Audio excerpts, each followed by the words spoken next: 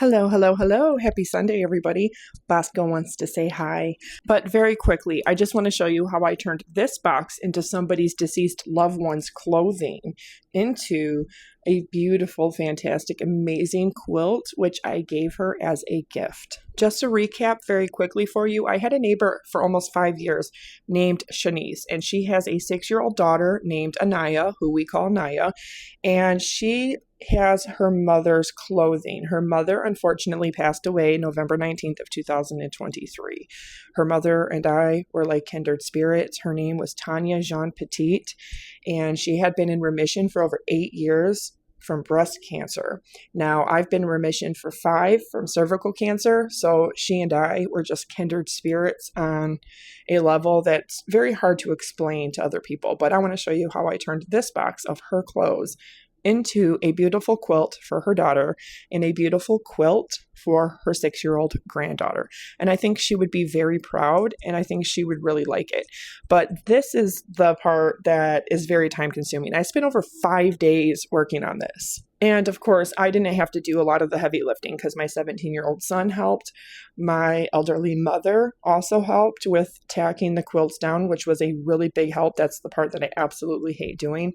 But I decided that I was going to do squares. So I had to go through the material, and I had to figure out exactly what I was going to do, how I was going to do it.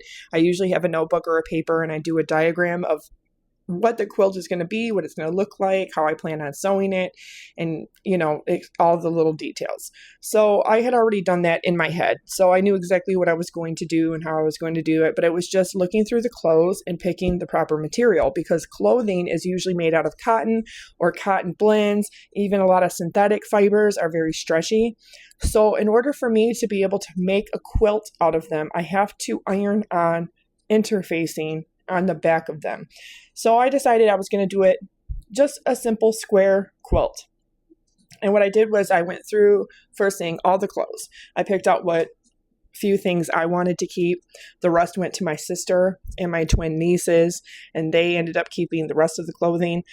But the majority, I ended up cutting these squares out. And so I had lots of different squares from different pieces of clothing of hers. And what I do is I just do a preliminary cut. Doesn't have to be perfect. Then I iron on the interfacing. Now this is the part where you're really going to be making sure the fabric is flat. The interfacing is flat. It's ironed on very good. I steam it, make sure it's awesome. Then I recut. This is where I'm going to be very precise.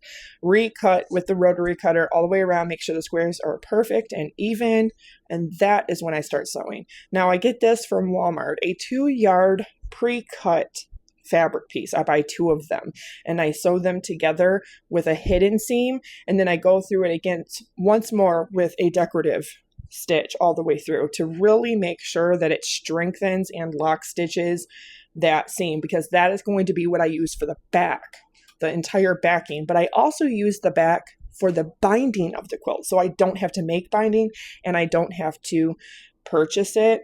I actually use the back piece. I go over by 4.5 inches on the entire perimeter of the quilt. And what I do is I fold it over once, and then I fold it over again. Then I pin it. And then, of course, I fold over the corners, and I do the corners of the quilt. Very beautiful, very easy, elegant. But I picked this material specifically for the back, and it just happened to work out perfectly because she had a shirt that looked very similar to that material, and I was using some of it inside the quilt itself. So it matched. It really just flowed well. So I did this pretty simple. It's 8 squares by 10 rows. It's a little bit smaller than a average twin size. I didn't want to make them big and giant and bulky. I didn't want it to be overly sized. I just wanted it to be a beautiful little quilt, a little keepsake for her and her daughter, or when her daughter gets older and has her own children, she'll have something from her grandmother that she can share with her baby and really have that piece of her grandmother with her. So for this, it took me a couple days of doing this, but my son, he was really instrumental in helping me. He did a lot of the weight here. But for her granddaughter's quilt, what I did was I used her jeans So I actually took pieces of her jeans and pockets from her jeans, and I used them to make the top of the quilt. And the back piece I already had, which just happened to be a sign. It just worked out perfectly. The back is actually really, really cute. I can't wait to show you. And I think it's perfectly fitting too. And I also put a little tag on there that says Grandma loves me. And then for her daughters, I put made with love by mom.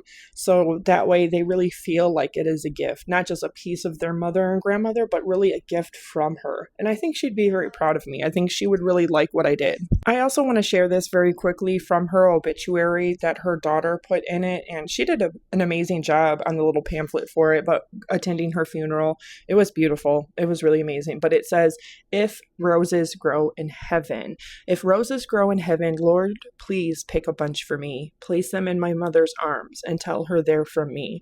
Tell her I love her and miss her. And when she turns to smile, place a kiss upon her cheek and hold her for a while, because remembering her is easy. I do it every day, but there's an ache within my heart that will never go away. I love you to the moon and back with every heartbeat, Mommy. Forever and always, Shanice. Now, Tonya was not only a kindred spirit, she was a neighbor, she was a friend, she was a beautiful soul, she was a beautiful heart.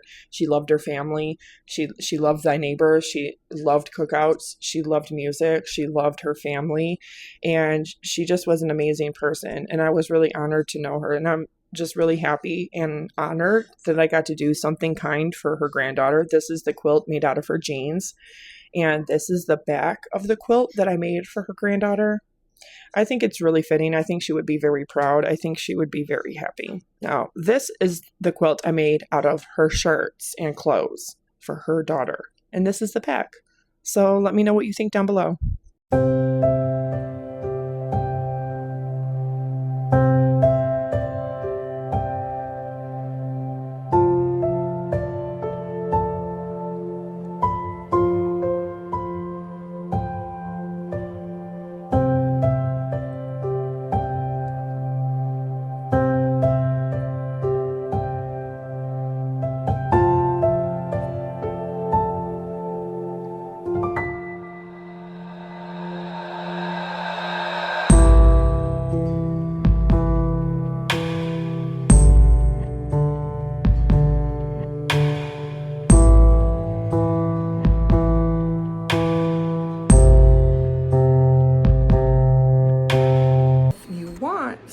Send me all the love you can. Subscribe, like, comment, share.